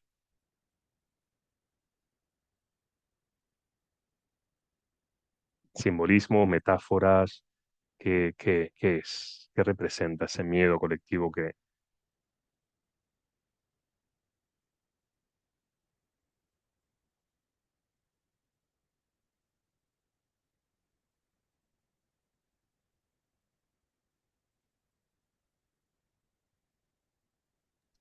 Juan Carlos, sí. Yo no sé si voy a responder la pregunta. Realmente a mí no se me pareció a ningún cuento cuando hiciste la pregunta. Ah, no, Eh, no. no, porque pues si bien la última persona que pasó sola fue la mujer, el asesino no discriminaba entre mujeres y hombres. Y si no recuerdo, hablaron también de un hombre a quien asesinó. Mm, Entonces como que no se me hacía como similar a otra historia. A mí de hecho me dejó sin palabras. Y algo que me dejó cuestionando ahorita que haces la pregunta es, o sea, siempre me pregunté mientras leía el cuento y después más específicamente cuando tenía una esposa y la esposa le llevaba una bebida alcohólica y le llevaba comida, y yo me preguntaba por qué, ¿cierto? ¿Por qué? Pero no solo por lo que hacía la esposa, sino también lo que hacían los integrantes del pueblo. Es decir, si sabían que había un asesino que intimidaba a las otras personas, y no querían a esta persona, no hacían absolutamente nada para evitar que esto sucediera. Entonces, cuando haces esa pregunta, pues me digo estas cosas, pienso en estas cosas y pienso también pues cuando no hay unión, mm, cuando no hay unión respecto de algo que atemoriza a un colectivo, pues realmente el temor es el que termina imponiéndose. Pienso como en eso. Quizás sea una respuesta vaga, mm, pero de verdad que quedé más con la intriga, o sea, quedo con la intriga de, carajo, el pueblo estaba incómodo con este señor, y no hacen nada al respecto, sí. sino que lo dejan allí continuar en su roca, en el camino por donde pasan viajantes solitarios, pero también lo que significa eso simbólicamente el viajar solo, ¿cierto? Porque siempre son viajantes solitarios y no ataca a quienes viajan en grupo, pero al parecer, eh, eh, bueno, apenas recientemente estaban empezando a pasar en grupo o a desviarse en el camino. Bueno, eso también simbólicamente, ¿qué significa?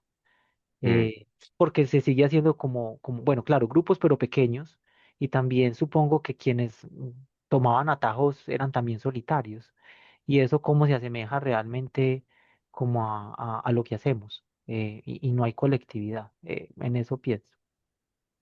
Muy de acuerdo contigo, porque claro, cuando lo leíamos decíamos, ¿por qué el pueblo no hacen absolutamente nada? ¿Por qué esa pasividad, ¿no? En ese pueblo, ¿por qué no se juntan? Lo que tú comentas, ¿no? La unión hace la fuerza, perdón. Entonces yo veo como que él se presenta como una fuerza así opresora que lo que ha hecho es modificar un poco la conducta social. Y entonces los aldeanos viven escondidos, están silenciosos, están silenciados también, pero porque se ha modificado ahí una conducta social por parte de una persona. Eh, Tomo nota de lo que comentas. Claro, tú no le veías similitudes con Caperucita Roja.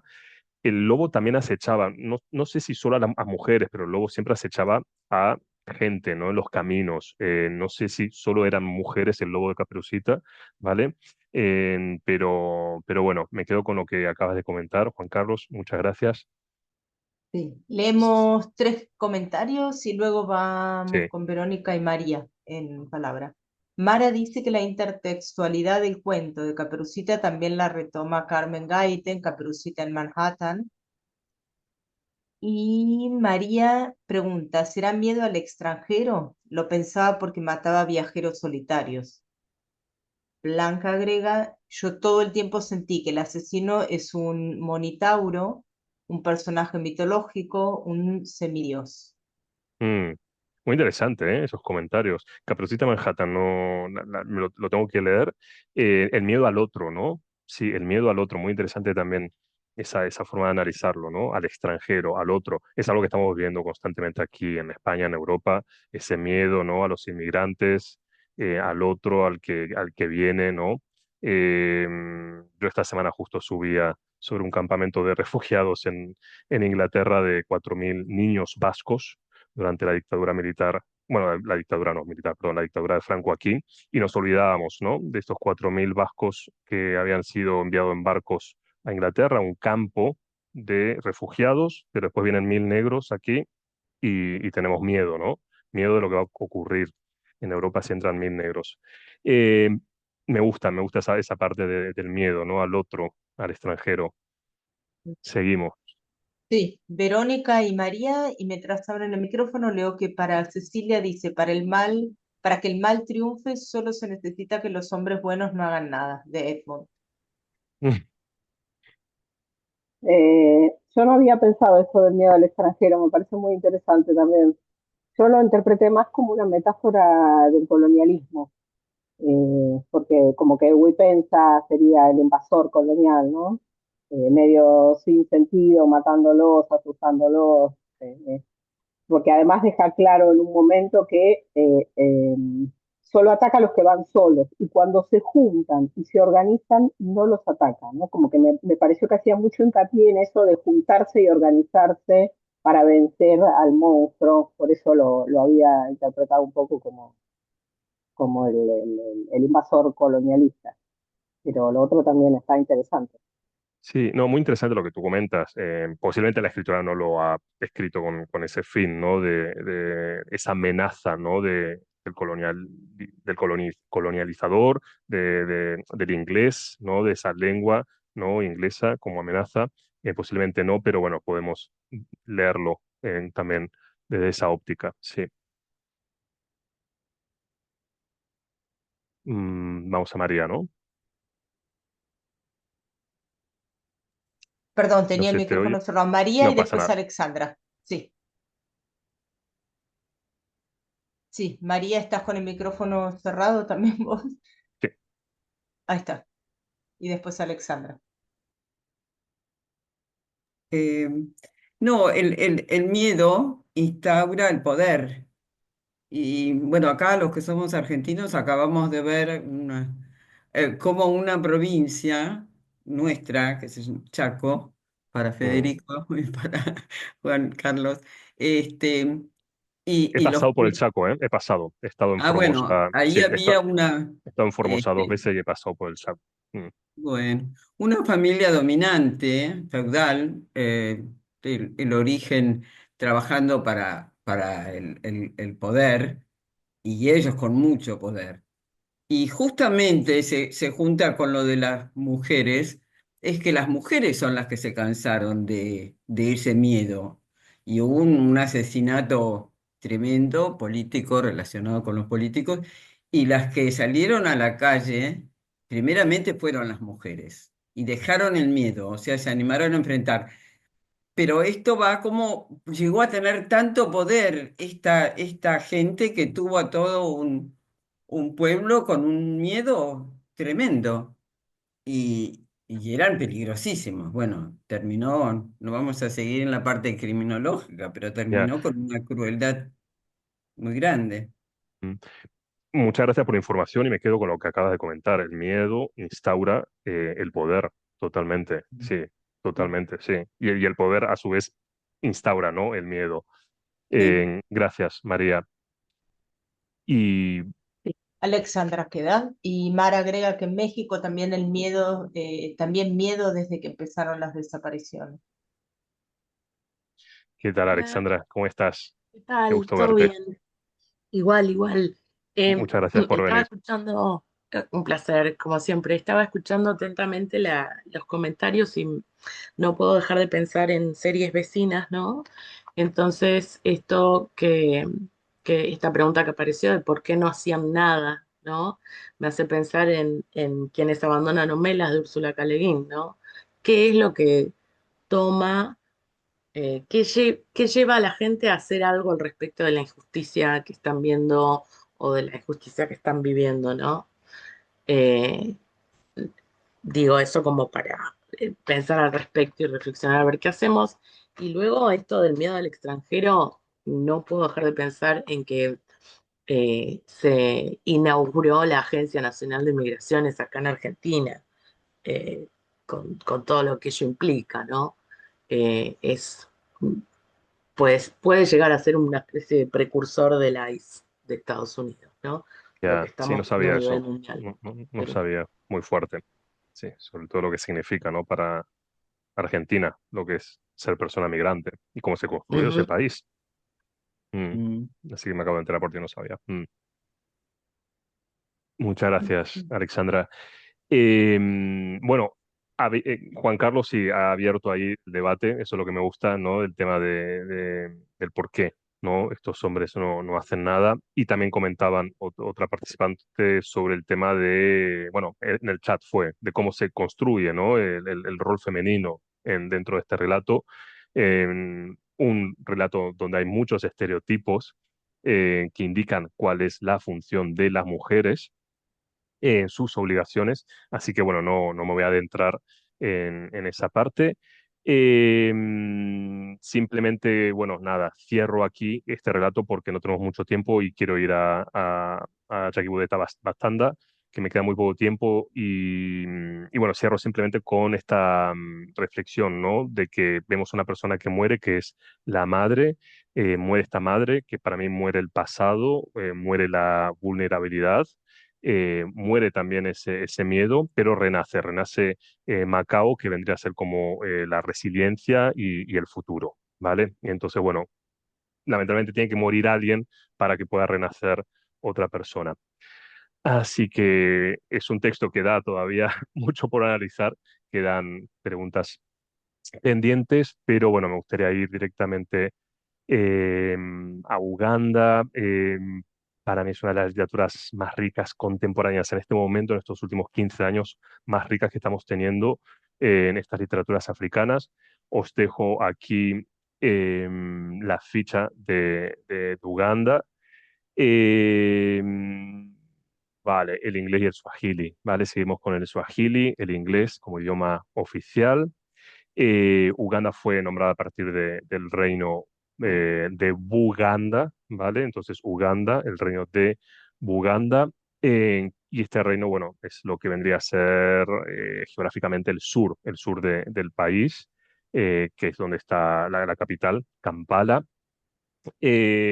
A partir de finales del 19, sí, 1894, el área esta fue gobernada como un protectorado británico.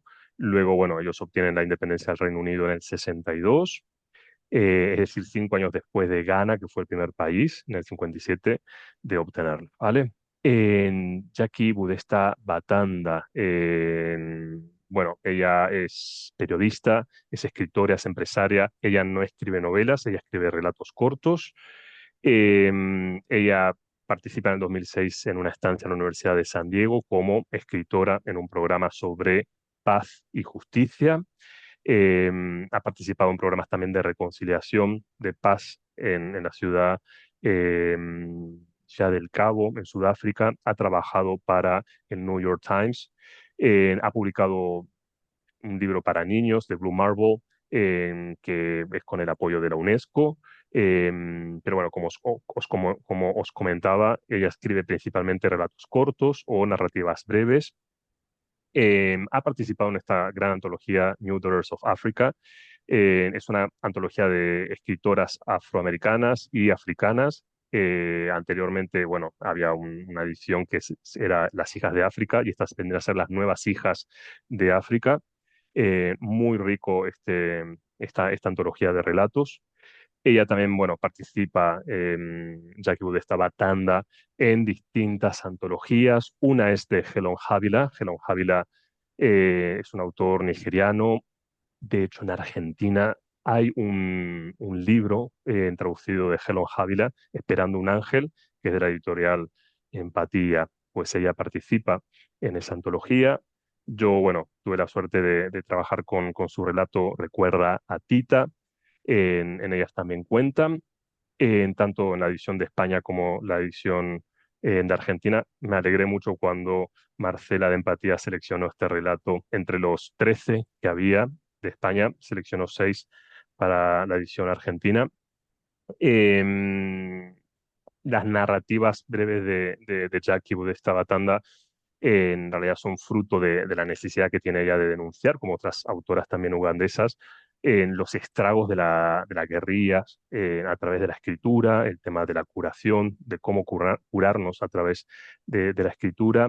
Ellos tienen una asociación que es FemRight, bueno, que es una asociación de escritoras que se dedican a lo que es la sanación, a curar, ¿no?, ciertas heridas, las injusticias, ¿no?, vividas durante la guerra civil, que se desataron en el norte de Uganda, y que han dejado 2 millones de desplazados, 40.000 niños secuestrados por la guerrilla para ser luego convertidos en niños soldados y en esclavos sexuales.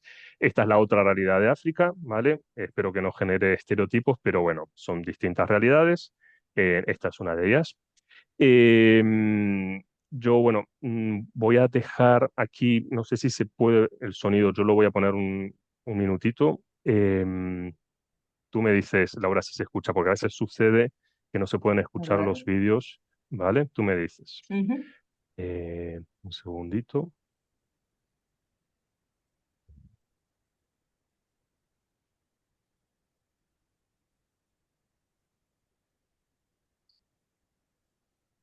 No, no se No se oye. oye, ¿no? No. Vale. Pues sí, eso suele Pero pasar a veces. Deben compartir el audio. sí, Le están eso. ¿Sí? compartiendo la flechita Pantalla. verde, dice compartir, le dan ahí y al lado derecho Ahí está, superior ahí aparece está. un cuadrito. Ya está. Ah, ¿Sí? A ver Ah, ahora. vale, lo vuelvo a poner. ¿Sí? mm. Compartí el audio. ¿Se oye o no se oye? No, se ve otra pantalla. Si La no tenés que pantalla del compartir, correo. claro, tenés Sí, que de hecho compartir estamos viendo el otro correo. enlace, directamente el Vale, enlace. en vídeo. Pero ahora se ve tu pantalla de Tu correos. correo. Vale, Si querés, deja de compartir. mi correo. Sí. Yo Sol. no. Papá. Viste que Zoom Ah, hace no, cosas muy locas. no, pero esa es la de Laura, correo de Laura. Ah, de Laura, de bueno, Laura. bien. Quiere decir que nadie está leyendo de quién son los correos. A ver. Ahí está. Yo compartí. A ver, vamos de vuelta. Eh, A ver. menos mal que son los Vos correos. tenés que. Claro, no sé, más no tengo. Compartir. Claro, vos en tu función de compartir, ahí tenés que poner compartir sonido. Mm, Claro, ahí está el punto. Cuando vale, vos abrís la función compartir, a la vale. derecha, Compartir sonido. Vale, ahí aquí está. está. Vos lo tenés que habilitar. Ahí estamos. Vale, optimizar para A ver compartir ahora. vídeo. Vale. Ahora. Se quedó inmóvil, Ahora sí. como si Ahora hubiera sí. visto. Ahí Vale. está. No os veo a vosotras, solo veo el vídeo, pero bueno, yo lo dejo y ahora os comento, ¿vale? Se quedó inmóvil, como si hubiera visto la muerte a pocos pasos y no le importase lo que pudiera ocurrir a continuación. ¿Quieres descansar?, le preguntó el hombre. Ella asintió con la poca fuerza que le quedaba. Tus deseos son órdenes. Se rió mientras le disparaba en la frente. Ella no gritó. La otra chica luego se escapó y logró llegar al hospital de Gulu.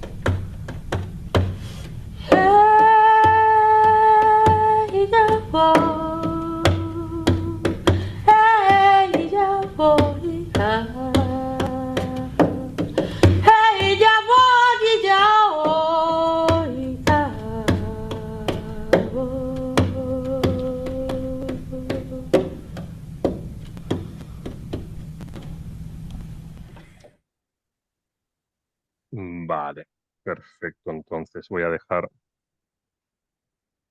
de compartir. Ahora se oye, ¿no? ¿Se oye bien? Sí, sí, perfecto. Vale, perfecto. Entonces ahora sí voy a compartir. Bueno, da igual, total, si comparto el sonido o no. El tema es que mm, no veo, no os veo a vosotros. Solo veo. Ahí nos compartiste. A ver, ahora Voy a no dejar, se ve nada.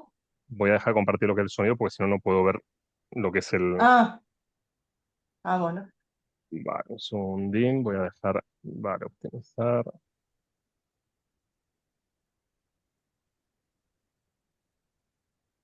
Sí. Ahora sí os puedo ver, pero tengo que desactivar el tema del sonido. Simplemente, bueno, recuerda, Tita, he tenido la suerte de que se pudo representar aquí en Madrid, en un centro cultural, en Ursula Day, que es una directora de teatro de Nueva York. Ella, bueno, le gustó este relato, hizo una representación muy, muy, muy pequeña. Ursula Day sí había hecho representación de Para Nenas Negras, es una obra de teatro muy, muy conocida, Para Nenas Negras. Fue muy extraño realmente ver este relato, recuerda Tita, en el escenario. Yo como traductor, claro, eh, me había afectado lógicamente el texto porque a vosotros y a vosotras os ha afectado leerlo. A mí me generó lógicamente muchísimos sentimientos encontrados. Fue muy duro traducirlo, pero verlo ya en el escenario fue una experiencia increíble porque, claro, solo lo había vivido como traductor, pero luego ya verlo en escena y cómo estos personajes habían cobrado vida, he de confesar bueno, que he tenido que esconder alguna que otra lágrima. Pero bueno, nada, lo que os comentaba, ¿no? Es una de las realidades que ha sufrido Uganda durante 2 décadas y bueno, simplemente compartir, ¿no? Mi experiencia de lo que ha sido traducir y luego ver en escena en este texto. Em, voy a... Uy, se ha ido, perdón. Luego de Uganda también habíamos visto en La Estrella en mi campamento, que está también colgada, lo vimos en la primera parte del curso, ¿vale? Estuvimos con Beatriz Lahuaca, que también su hermano había sido abducido por la guerrilla. Dejo este relato para aquellos que no estuvieron en la primera parte de este seminario, La Estrella en mi campamento, que también va sobre Gulu. Eh, bueno, de Uganda también tenemos a Jennifer Makumbi, que acaba de aparecer hace una semana, 2 semanas, su primera novela traducida al español, al menos ahora en España, The First Woman, la primera mujer. Esa es lo que es la versión en Inglaterra, en Reino Unido, y luego en Estados Unidos es la misma novela. Una mujer o una niña es un cuerpo de agua, tiene un nombre completamente distinto. Yo a ella la conocí, bueno, esta es la traducción que salió la semana pasada, que empecé a leerla, que me la ha enviado la editorial. Difícil de publicarla en Argentina porque son 500 páginas, entonces está muy, muy cara este tipo de publicaciones, 500 páginas. Eh, y bueno, yo de ella había leído Kintu, es muy, muy interesante. em, en Uganda, toda la cuestión de dioses, misticismos. Siempre tenemos más el tema de los Yoruba, ¿no? Nosotros en Latinoamérica quizá conocemos más todo lo que son las orishá, ¿vale? Pero os invito a leer un poco sobre la historia de los Baganda. En este texto se habla de Bulu, ¿vale? Bulu es la ciudad, pero en realidad Bulu es el dios del cielo, ¿vale? Que también es eso que yo me pregunto, ¿no? Es el dios del cielo, pero qué castigada ha sido Bulu en los años 80 y 90. Entonces, bueno, hay una mitología Baganda muy, muy, muy interesante y Jennifer Macumbi es una de las personas que está por lo menos dándole visibilidad a esta mitología. Así que bueno, aquellas personas que les gusta todo lo que es Yoruba, que se pasen también a la parte de Uganda, que es muy, muy bonito. Os dejo, como os comentaba, bueno, esta es Kintu. Os dejo de ella dos relatos. Están en inglés, lamentablemente, ¿vale? The Joys of Fatherhood hace ahí en referencia a lo que es The Joys of Motherhood, es decir, las delicias de la maternidad.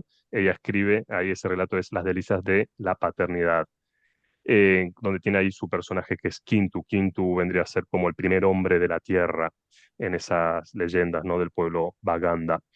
Em, También a Dorimangana, que la tenéis en Argentina, con peces tropicales, también son relatos. Estas ugandesas escriben muchos relatos, es algo muy, muy interesante. También os recomiendo esta colección de relatos. Está en francés, acaba de salir hace poquito en francés, está en inglés, en sueco, en italiano, en portugués. Os dejo también Lucky, otro relato de Dorin Mangana que está en inglés, por si alguien interesa trabajar con sus alumnos. Y algo muy interesante que leí de esta autora, bueno, ella comenta aquí, en inglés, dice, dice, bueno, a veces me gustaría, ¿no? Que mi vida hubiese sido más trágica, porque, bueno, es quizá lo que la audiencia espera de mí, de una escritora africana, darles ese placer, ¿no? De esas historias de hambruna, de guerra, de catástrofe. En eso para que os deis cuenta, ¿no? De lo que comentan, ¿no? A veces los escritores africanos y de ese hambre de estereotipos que a veces quiere en Occidente. Entonces, bueno, ella justamente comenta eso, qué es lo que espera, ¿no? Su público y el público espera de África eso, deleitar, ¿no? Deleitar con historias de hambre, de guerra y de catástrofes. Así que, bueno, os dejo este artículo donde dice, no todas nuestras historias son trágicas, ¿vale? Un poco como para desestereotipar eh, estos relatos. Y bueno, vamos directamente aquí al relato de Jackie Budesta Batanda. Bueno, sabéis que aquí está relacionado mucho con lo que es el Ejército de Resistencia del Señor, el LRA.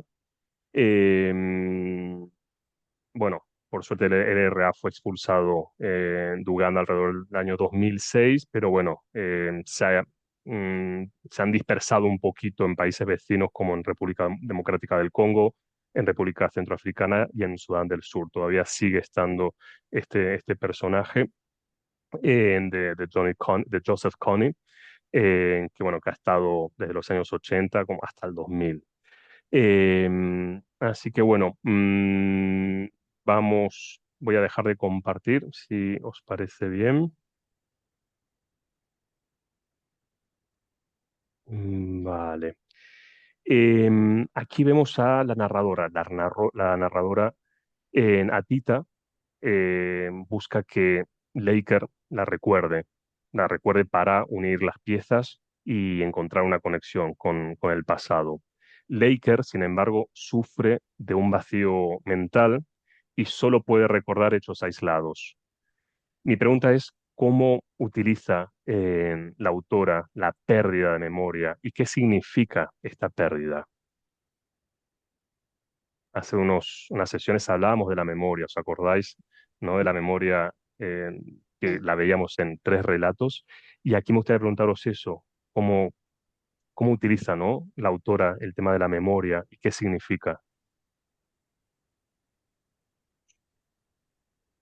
bueno, yo me voy a animar a esbozar algo. ¿Qué tal, Majo? Buenas. A ver, primero reponer esto que decías de lo impactante que es el relato, ¿no? Te deja en un estado como de mucha movilización y consternación. Y después, me parece que se juegan dos cosas en ese diálogo de la memoria, que es el trauma concretamente, ¿no? Que a muchas personas les ocurre, que ante un evento muy traumático pierden un montón de recuerdos que no están vinculados con ese evento traumático o lo están de otra manera más lateral.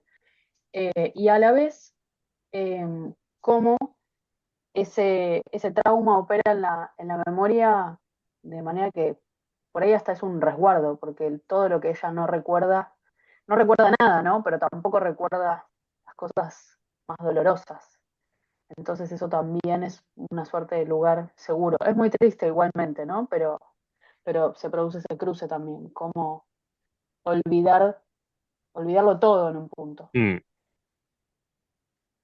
sí, el trauma extremo, ¿no? Y vale, nos quedamos con eso, con esa poderosa metáfora del trauma extremo.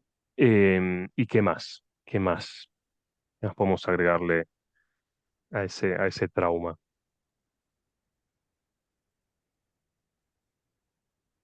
Cecilia ha levantado la mano. Sí, Em, Sí, para mí cuando ella reconstruye su identidad buscando a sus amigas perdidas. La memoria se convierte en un modo de rearmar ese tejido roto por la guerra y la identidad es fragmento, foto rasgada, cicatriz. la construcción de la identidad, sí, sí, porque hay una desintegración, ¿no? De esa identidad y como que justamente necesita volver al pasado para hacer una construcción. Mm, vale, vale, perfecto. Tengo estas dos Perdona, cuestiones que... agrego algo más. Yo hablaba, claro, desde la voz de la amiga que ella va a visitar, que ahora se me fue el nombre, pero es Atita. cierto esto, la protagonista, claro, esa Tita justamente, la protagonista es la que está intentando Laker, rearmar y recomponer, pero con personas que no le pueden devolver eso. Eso me parece que es lo más complejo, ¿no? mm, cómo Laker puede, ¿no? Recuperar esa memoria. Exacto, exacto.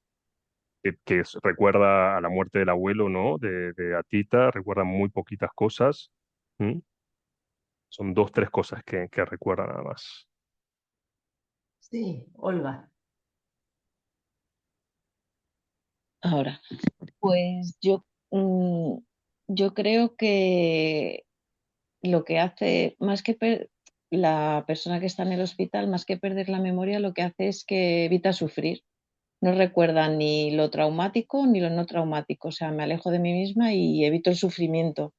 Y es a través de todo el amor con el que y la paciencia que tiene Atita con ella, como consigue rescatarla un poco, ¿no? Al mundo real. Y luego Atita yo creo que también, aparte de que va buscando su identidad, tiene un sentimiento de culpa muy grande, porque ella es la única que se ha podido ir y se ha ido bien, se ha ido con su tía y todas sus amigas se han quedado. Entonces ella es como que tiene un sentimiento de culpa de decir, pues yo sí y vosotras no, y está dispuesta a vivir en la calle y a, pues a pasar todo lo que pasa para recuperar a su amiga. No sé, es la Mm. reflexión que me surge. Gracias. Sí, no, gracias a ti. Sí, ¿no? Como que es una autodefensa, ¿no? Que tiene Laker. Laker en el hospital como que acciona, ¿no? Le da al auto, ¿no? Defensa para no sufrir quizá. Y luego comentas algo muy, muy interesante que es la culpa de aquellos que sobreviven, ¿no? Aquellos que han sobrevivido, esa culpa que tienen que acarrear. Mm.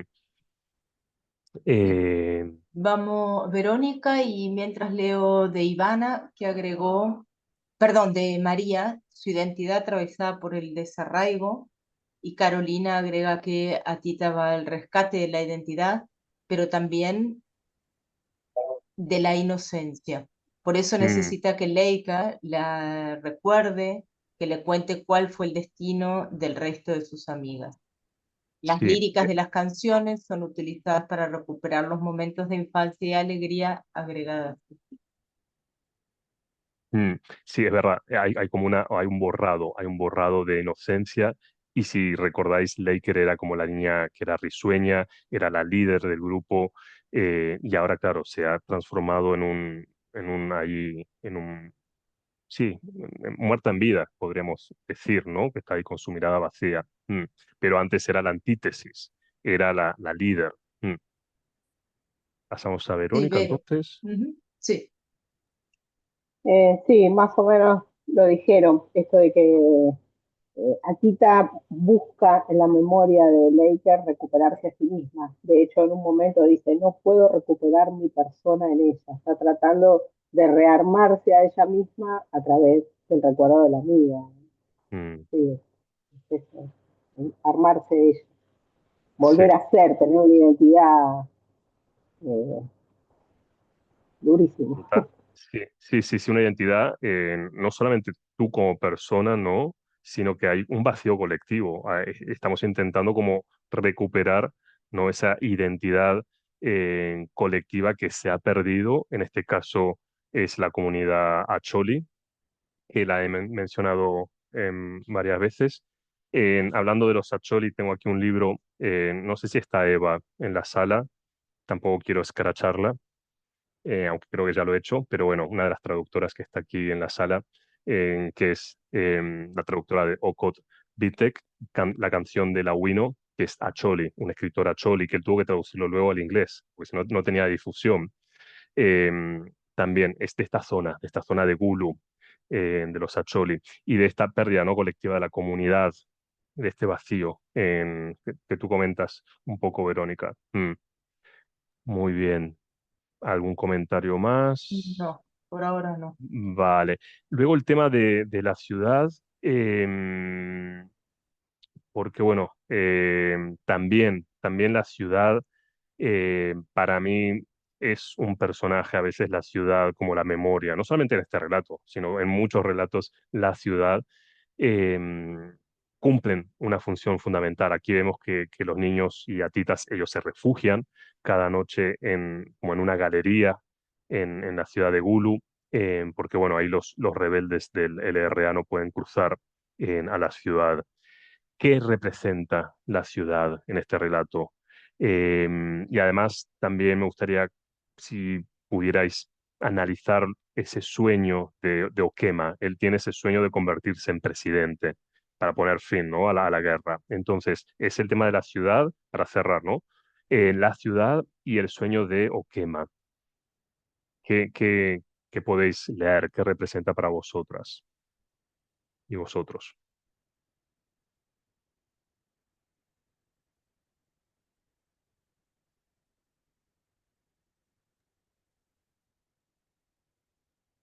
Sí, Olga. Bueno, estoy abusando un poco hoy, pero No, no, no, no, no, por No, no. favor.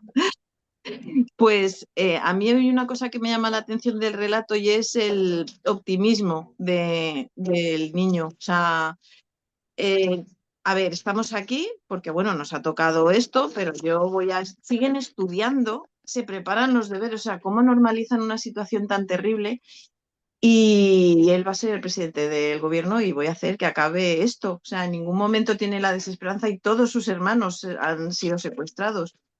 Y la ciudad, lo que tú dices, me parece que es la salvación. Es un símbolo de la seguridad, de la protección. Aquí en la ciudad, pues estamos bien. Es Mm, lo que nos está permitiendo sobrevivir. Igual que a Laker la, el refugio en sí misma le permite sobrevivir, pues a los chavales la ciudad le está permitiendo sobrevivir, porque más que vivir, sobreviven los pobres. mm, totalmente.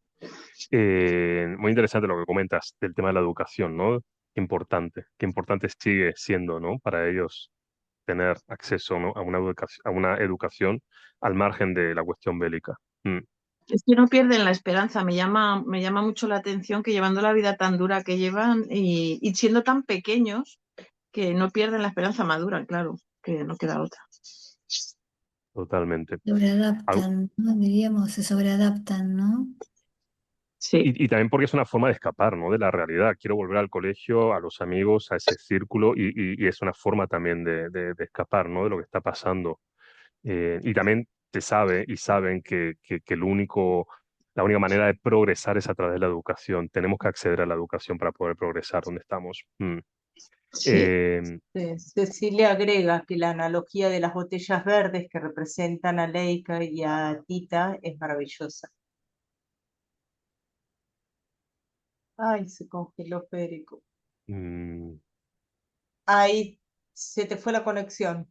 perdón, Ahí, a ver. perdón. Sí, se me ha Ahora ido volviste. la Sí, señal. ahora Sí. sí. Sí, es por eso no estoy nunca en el salón. Siempre hago las clases en mi habitación por el tema Ujú, del Wi-Fi. ujú. Y hoy dije, hoy voy al salón y no es buena idea. Por eso ya es la segunda vez que pierdo la señal y por algo es. Que tengo dos paredes y bloquea el Wi-Fi. Entonces, me he quedado en la analogía de las botellas Claro, verdes, la ¿no? Que hace analogía de con... las botellas. Sí. Ah, perdón. Sí, Dice la analogía de queda las ahí. botellas verdes que representan a Laker y a Tita es maravillosa. Totalmente. No, es un relato muy bonito. Muy bonito. Así que, bueno, ¿algún comentario más con relación? María. Está María todavía. Sí, María, estás con el micrófono cerrado. Y después, es decir, María Carbó y después María Cristina. El tema de la amistad que hay, que es muy fuerte entre estas mujeres y que lo hemos visto en los otros cuentos de otras autoras, como una mímesis de en algún momento, como que yo soy la otra, el sufrimiento lo toma como propio. Me parece Mm, muy fuerte eso, muy bien llevado, no solo por ella, me parece que también está en Tsitsi cuando las primas, esta mm, cosa de, hay una que sobresale, pero está como muy unidas con la otra. Me conmueve mucho el sentido así de fidelidad y de mímesis entre las que están to- sufriendo. Totalmente, sí. De sororidad, de unión, sí. De Sí, agencia también. Mm, sí, sí. Yo quería pensar en la cita anterior que leíste de la otra autora, del artículo que señalabas que decía que ella no había tenido esa vida traumática y que quizá los occidentales estaban esperando, ¿no? Leer esas cosas, con este cuento totalmente. que es tremendo. Entonces es Mm, como que no es ni una ni otra, es como me parece que están superpuestas esas necesidades, ¿no? Porque esto sirve para denunciar también todas estas situaciones tremendamente violentas. Entonces a veces mm, como que se quiere, porque leo algunos autores africanistas que tratan de ir por la línea del optimismo, ¿no? Están los pesimistas y los optimistas que tratan de rescatar siempre lo positivo y me parece a mí que ni uno ni otro, sino que hay que poner en balance todas estas lecturas para contraponer. Ni todo es tan negativo, pero también está esto para poder visibilizarlo, denunciarlo, bueno, hacer activismos para en contra, trabajarlo en las escuelas, como vos decís. totalmente. Se ha cortado, se ha ¿Ustedes me cortado escuchan? justo. ¿Me escuchan? Sí, sí, se oye bien. Sí, sí, No, más o sí. menos ahí, Federico, sí. Se terminó cortó esa idea, justo. digamos. Sí, Ah, sí, me estaba tomando nota, justo se me cortó estos últimos segundos. Ese punto intermedio, ¿no? Que hay que claro. buscar, que hay que encontrar. Ni todo es muy bueno, ni todo es muy malo. Y lo que tú comentabas, la importancia de estos relatos, y además en Argentina, como también en España, el tema de la memoria activa, el nunca más y la memoria activa es fundamental, es fundamental. Y eso en Argentina se sabe y muy mucho. Entonces, es fundamental tener este tipo de relatos que narren la historia de Gulu, que narren la historia de Joseph Kony, que ha sido buscado por el FBI. Hubo muchas colectas de dinero para intentar encontrar, sobre todo en Estados Unidos hubo ahí algo viral y se recolectó mucho dinero para poder encontrar a este hombre. Y hay una cuestión también religiosa detrás de esto, cristiana. Entonces, bueno, es muy complejo el tema de Uganda y del LRA, Sí. pero como tú dices, El fiscal Moreno Campo, nuestro fiscal, digamos, trabajó en la búsqueda y en la denuncia de este señor Connie. ¿sí? Ah, Y no. trabajó, sí, sí, trabajó en esas campañas que vos estás mencionando, que fueron campañas que se viralizaron, y estuvo trabajando en eso, pero no lo pudieron capturar. Ah, no sabía. Mira tú, Moreno Campo. Tomo nota. Mira, hasta en Argentina. Wow, qué fuerte, Es que él fuerte. trabajaba en la Corte Penal Internacional en ese momento, Mm, ¿sí? mira, muy buenos datos, me tiras. Después te paso la información. Sí, pues me acuerdo que no terminó muy bien la historia del hombre que estaba recolectando, haciendo el crowdfunding en Estados Unidos. No terminó bien la historia con él, a pesar de los millones que había recaudado, en todo lo que hay detrás. Así que nada, por eso me gusta eso, ¿no? De traer estos relatos también como memoria activa y como también una forma de tener escrita esta historia contada por los propios africanos, ¿no? Desde su punto de vista. Y que también lo hacen otras escritoras de Uganda con relación a Gulu. Así que bueno, nada, lamentablemente quedan Un cositas como comen- siempre. Sí, mínimo comentario de Anaí que Laura, dice, dime, perdón, sin bueno, ningún problema. no pongo la cámara porque estoy en clase, pero quiero contar que leí Crónicas Africanas de Fernando Duclos, periodista argentino, y sus crónicas sobre Uganda me ayudaron a vincularme con la realidad de Uganda. Mm, a entender un poco más esta literatura, estos relatos. Sí, sí, a veces pasa eso, a veces hay alumnos que me dicen, me cuesta esta novela o no entiendo esta novela, pero cuando Sí. tenemos el texto histórico. Mm. Sí, ahí lo Ma- muestra en cámara, Analí. Sí. Vale, Anaí, Crónicas perdón, Africanas. Anaí. Sí, Anaí. Crónicas Africanas. Sí, puedo decir algo De más. Fernando Duclos. Claro, hay un chico sudanés que fue rescatado por una activista de una ONG y que después lo crió, lo educó y que hoy es cantante y es rapero, se llama Emanuel Hall, con A, y tiene canciones dedicadas a los niños soldados, tiene documentales y también da charlas en colegios por distintos lugares del mundo, ¿sí? Él es de origen sudanés y vive en el Reino Unido en este momento y bueno, se dedica a, bueno, ha denunciado, él se salvó, digamos, pero había sido raptado como niño soldado.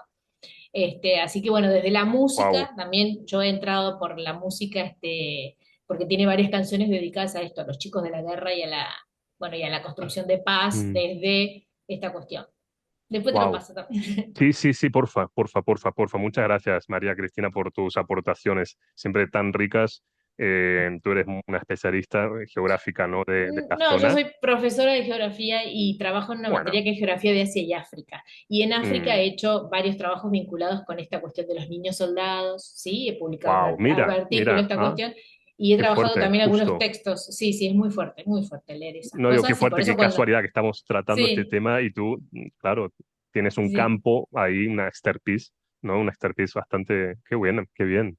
Sí, porque hay literatura escrita, digamos, hay algunos otros que han escrito Volver a casa, se llama otro muchachito que trabajó para la ONU, y entonces esos textos se han podido conseguir acá, están en español, y los hemos trabajado como propuesta de enseñanza, ¿no? Porque a partir de las historias de vida, entonces es un tema bueno, que nosotros abordamos en la formación del profesorado, ¿sí? Y muchas Pues veces se vuelcan, tienes este sí, texto también que puedes utilizar, sí, claro, sin claro, lugar a ahora dudas. lo, sí. Jackie Budesta, como que siempre le tengo que pedir permiso, es una escritora un poco, lo decía en español de aquí de España, toca pelotas, que Olga me va a entender, es un poco toca pelotas.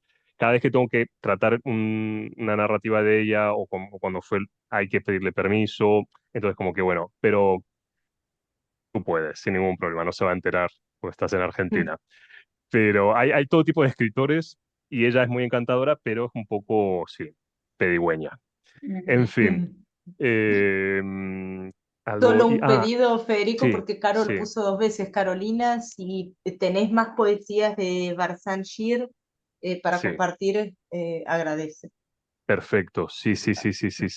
Eh, Voy a subir algunas poesías más, las vamos a tratar la próxima sesión. Muy interesante la poesía de ella, de Warsan. Y bueno, creo que Alexandra, voy a ir al chat porque acabo de ver que quería hacer una Quiere hacer invitación, me una parece, ¿no? invitación, sí, sí quiere hacer una invitación, Alexandra. Alexandra, ¿qué tal? Si quieres Sí, saber. es súper breve. Se publicó digitalmente la primera antología federal de poesía afro y quiero compartir el link para que puedan ir a ver y Claro, Sí, descargar. claro. Sí, ponelo en el chat si sí, querés ya. sí. Ok, gracias. Sí, sí, Vale, perfecto. Ya, muchas gracias. me voy a Ahí yo quedar les con eso. compartí el texto de Niños Soldados que hice.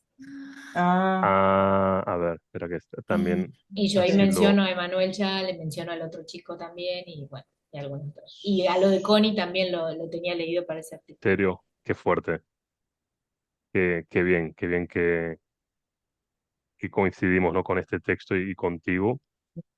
Sí. Y espera, me quiero guardar la historia de Instagram de Alexandra. Sí. Alexandra es un crack, no sé si la conocéis, pero bueno, también tenéis que seguirla en Instagram. A ver cómo lo puedo enviar para no perder. Vale, se lo voy a enviar a un amigo y luego lo recupero. Perfecto. Así que bueno, así tengo las dos cuestiones. Sí, sí, pues si no se me pierde la story. Así que bueno, voy a subir algo más, Alexandra, así de esta poeta, de Wars and Shard. Y bueno, ya luego os pondré los textos, ¿vale? Para cerrar la segunda parte. Así que bueno, que tengáis un excelente viernes, muy buen fin de semana, descansad mucho, Gracias. ¿vale? Gracias, Muchas Federico. como siempre. Y Muchas nos vemos el gracias. 12. Que estén muy Nos bien. vemos el Gracias, 12. Federico. El 12 nos Gracias. vemos. Gracias, Federico. Chau, chau. Adiós. Y guárdense Luego. los viernes del año que vemos. viene. Sí. Sí. Muchas gracias. Sí. Hasta luego. Buen Buenas fin de noches. semana. Adiós. Chau, chau.